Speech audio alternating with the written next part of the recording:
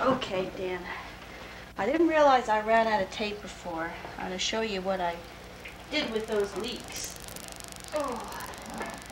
I put them in this pot and covered it with water and put all those roasted vegetables. I had them in a big old pan. I don't remember if that got on the film or not. And I put 2 special ingredients in. Where's my... Over there. 2 special ingredients. It's the best part about soup, and I was trying to explain it before, and I'll try it again. You put peppercorns in. All this we're going to strain out anyway, so you just put the whole peppercorns in. And I put about maybe that much in this pot, so you shouldn't be afraid of peppercorns. They're wonderful flavor. And bay leaves are these, like these leaves. And they're dried, and you buy them like this. Pennsylvania state flower, by the way, bay laurel. But anyway, Mountain laurel. yeah, it's all the same family. Oh, okay. Yeah. But at any rate, that's what gives soup its really special flavor. Like, we'll strain all of this out, and then we'll put escarole and meatballs in. But I'll tell you something. When you're eating that, you'll say, I think we'll put pasta in it too, I'm not sure. But you're eating it, you're thinking, what is that flavor? And you taste something and you don't know what it is. Well, that's what it is, what I just showed you. So this is like roast celery and onion tops and red pepper and things like that that I just put in the freezer, gathered them up and accumulated them in a big container. Then I just dumped them in the oven when I had a big pile of them, roasted them, which gives it a nice roasty flavor. And then I put all those leeks that you saw chopped up here in this pot, covered it with water, and now I'm cooking it for another hour or so. So that goes on the stove. And now, I'll show you our beef stew. Yes, we still have beef stew coming. Okay. Here's all that beautiful brown beef with the onions that are nice and wilty in it. You see that nice brown caramely, oh God, that smells good. See, this smells, when you get it brown like that, that's what makes it smell so good. Now, something tells me you're not a mushroom guy. You might like mushrooms. Well, I don't know. Ben says you might like mushrooms. I'm going to show you something. I cleaned all these and cut them up, but I want to show you something about mushrooms. See all that? This is how they come. See that? That's horse poop. And some people say that you should never wet a mushroom when you clean it because it's like a sponge and it sucks up all the water. But I say if you leave horse poop on, that's worse. So I'm going to go wash this. See, look at that's got horse poop on it. Horse poop. It's horse poop. Oh, it biodegrades and then mixes with the dirt. On some level, it's horse poop. In one incarnation, it was horse poop. All right. In one. Anyway. So then you just slice these guys. I got all the horse poop off though, so you don't have to worry about this. And then I just dump that in there. Now these, you don't have to cook those. You can. You don't have to.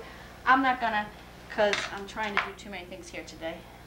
I'm just gonna cover this with a can of, this happens to be crushed tomatoes. You can put whole tomato on, whatever you like. Let me get this out of here.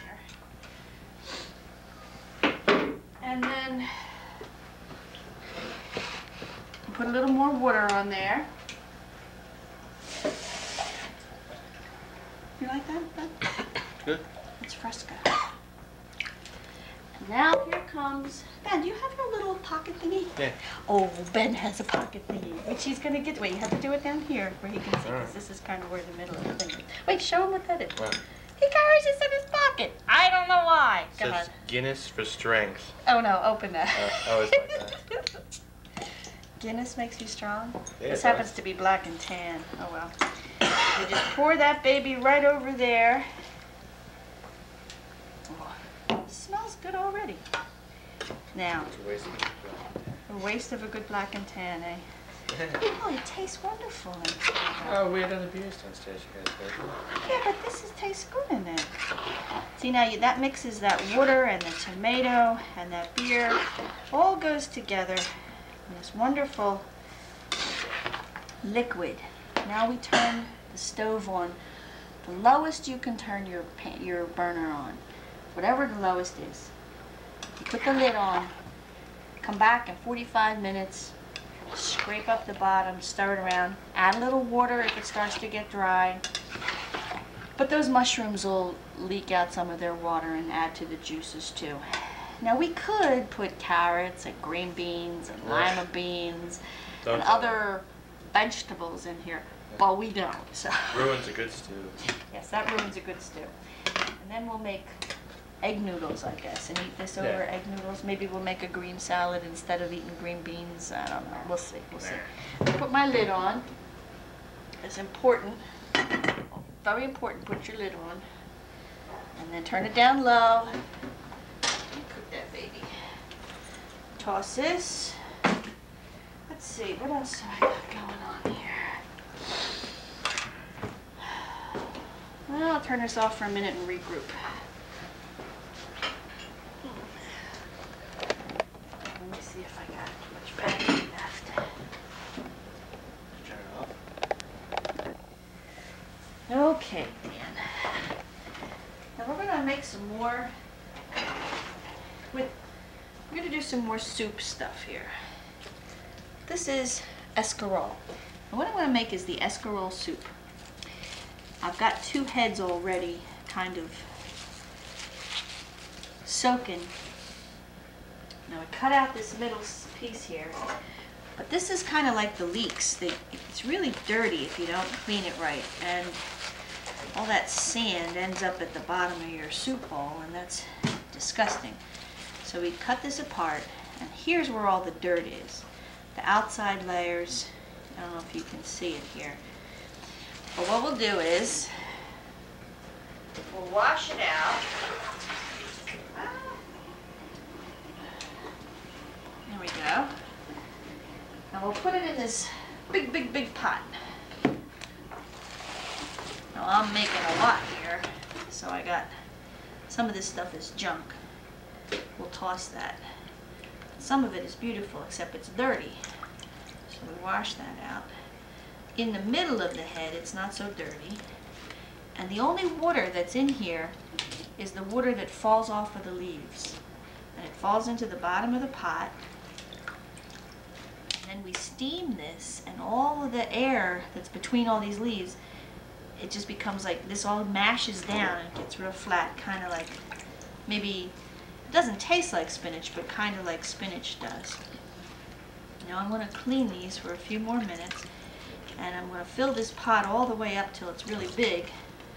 Then I'm going to put a lid on it and steam this escarole.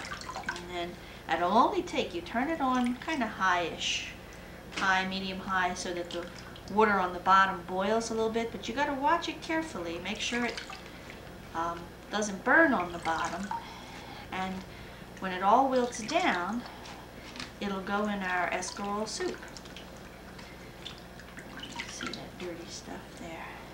We'll chop it up a little bit after it gets all flat. And then so that way you can actually eat your soup with a spoon instead of a spoon and a fork. Okay, that's that. Put this guy in here. You can usually do this in the sink. I'm just bringing it over here so you can see it. Okay. I'll wash this stuff up good.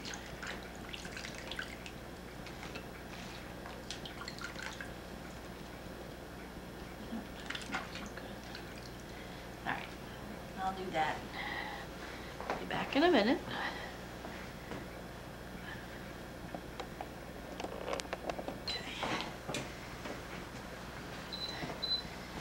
All right, Dan, our broth should be about done now, and our escarole is wilting down.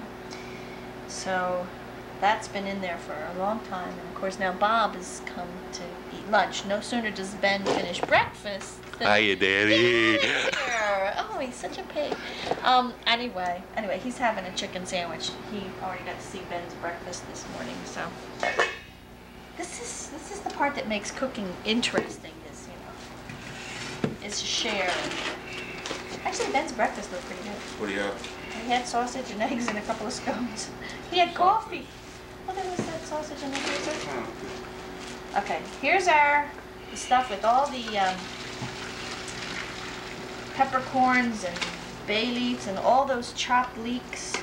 I'm just putting it in a big container so that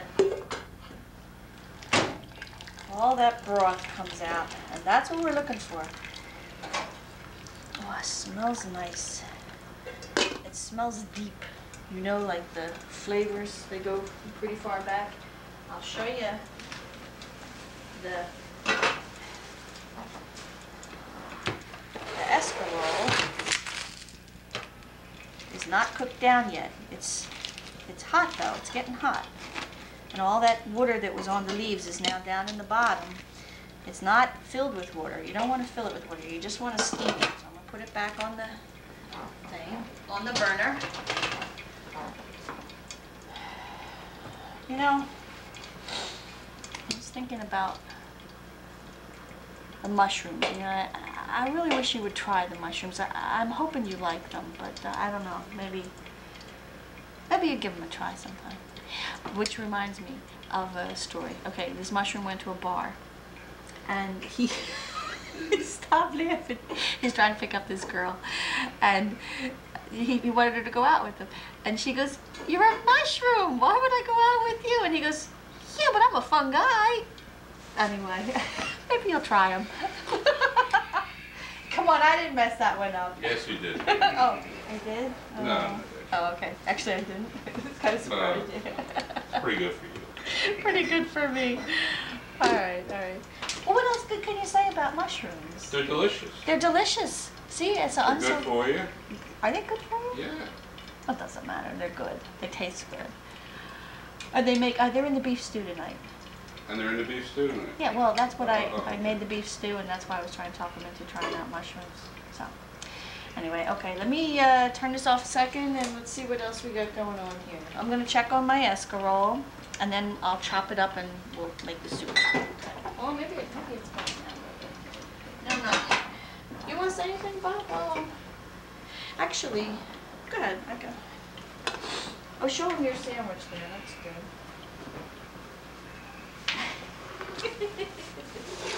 Hi Dan, I just made a chicken sandwich. I'll show you how I did that.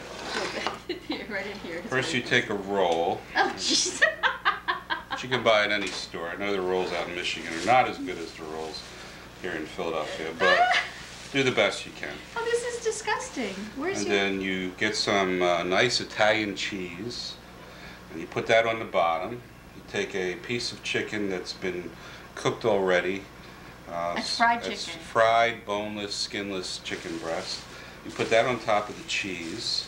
The chicken's been warmed in the microwave. Oh. Then you get some ketchup and you put that on top. bet he Or likes- if you have tomato sauce, put that on. I bet he likes ketchup. And then you put that on top, and you have what it's kind of a chicken parmesan sandwich. You didn't melt your cheese? Well, the hot chicken will do Oh, that. the hot chicken Right. will melt it. We're Okay. standing near you, we'll do that as well. I can melt cheese. Our escarole soup is gonna have little baby meatballs in it, which I think you will like. It may be the only thing you really like about the escarole soup. But I just think you should try it, okay? I mean, I'm bringing it to Thanksgiving, so you can, you know, just have a little taste. A little taste. Okay, here's our... Really doing these tapes to fatten up Danny. Right? Okay. What we do with this, we don't do anything to this: salt, pepper, breadcrumbs, eggs, nothing. We just stand here for an hour and a half and make little baby meatballs. God, it turned into And Roseanne. Sue doesn't like bacon oil. I hate making little meatballs. If you can't tell. I'm gonna be Rosanna Dana here. We start out making them this big. Then after about 45 minutes, It's one big. they come like this big. So you know, if you're eating the soup and you got a big ass meatball, you know that was made at the end of the hour. That's true though, you know. This is what happens when the only other major woman in Uncle Bob's life was his mother, and she stood here and made these little meatballs. And of course, I had to follow his mother. There could have been other women, but I saved myself for you. There could have been, but none of them would have stood here and made these little baby meatballs. That is true. All right, I'll be back in about an hour and a half.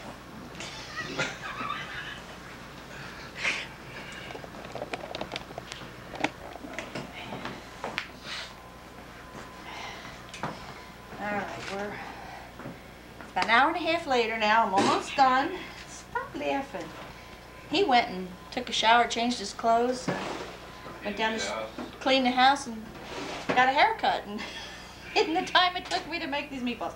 Anyway, that's what you end up with. They're awful close together, but when they cook, they shrink down a little bit, so don't worry about that. Now, I didn't even add salt or anything to this because it's going to sit in the soup. And we're going to put a little bit of tomato juice in this soup too, which is the acid in that is going to make these real tender, and all those flavors are going to go in it. And this is a nice soup to make ahead of time because all the flavors get mushed together. So I'm going to put this in the oven, and I'll show you what our flattened down escarole looks like. See that? Now, let me get rid of some of this stuff here.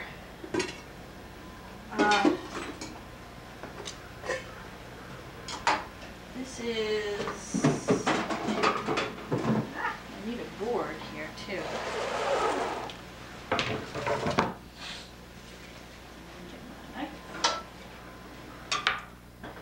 Now, this escarole filled this pot. Now look at how flat that got. It all mashed down into nothing, which is very cool. And it's all wet. So we want to let it cool a minute because you can't really handle it. But we got to chop this up. That's the idea. All your vitamins are in the water in there too, so don't be afraid of getting some of that water in your soup.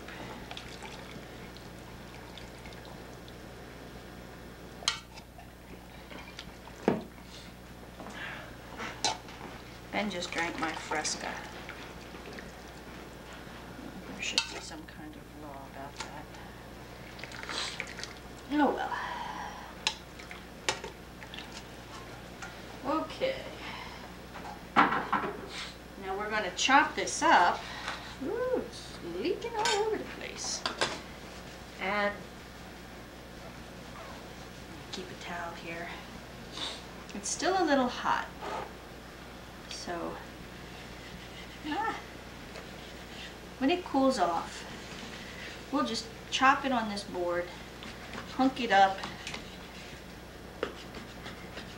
I kind of like big pieces of escarole myself, and then I kind of have to use a knife and a spoon and a fork when I'm eating the soup, but we'll see. I think I'll make this smaller because people are afraid of big pieces of escarole. It's frightening. They don't know what to do with it. Alrighty. We're just chopping this up. Now let me show you kind of what I got here. See, I got pieces now, which I'll put in the soup. And then we'll add all kinds of other things to that later on. I'm going to show you the size of pretty much the size we want to have for our soup. Okay, that's that for now.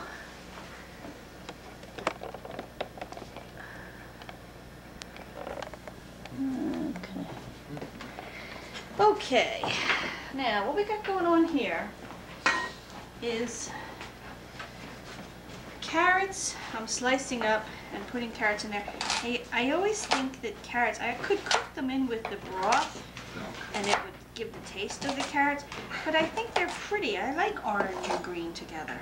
So I always put the carrots in the soup as opposed to the celery and the parsley and everything else that would kind of disappear. Then, because I have two vegetarians, I separate out at this point, because I'm going to add the meatballs in a minute. So here, separate out some that I'm going to keep separate. Now these will get cooked further, but right now I'm just going to put them in the freezer and keep them until the day before Thanksgiving. Now I'm going to show you a pasta we're going to add to it too. We're going to add the meatballs and the pasta. Now let's get some more juice in there. That's good. Okay, that's enough for 2 vegetarians. Here's a pasta that you could put any kind of little tiny pasta in this, anything at all. But I got this. It's little bows because Bob loves these. I'll show them to you. This is Uncle Bob's favorite little pasta. He loves the soup with this stuff in it. But I'm not going to cook them today. And the reason is because if the pasta, I'm going to cook them Thursday morning. If the pasta sits in the soup too long, it gets big and flat and soft, and it loses its pasta-like feel. So you do that like that day. It's not as good left over, you know. That's why I don't want to do it too far ahead. But it still tastes pretty good. Now we have meatballs to add to here. Let's see. I'm going to drain off a little bit of this fat. I'll be right back.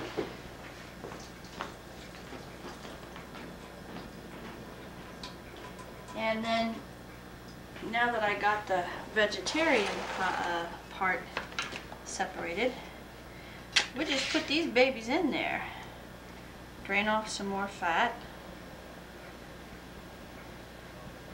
And then just go right in the soup.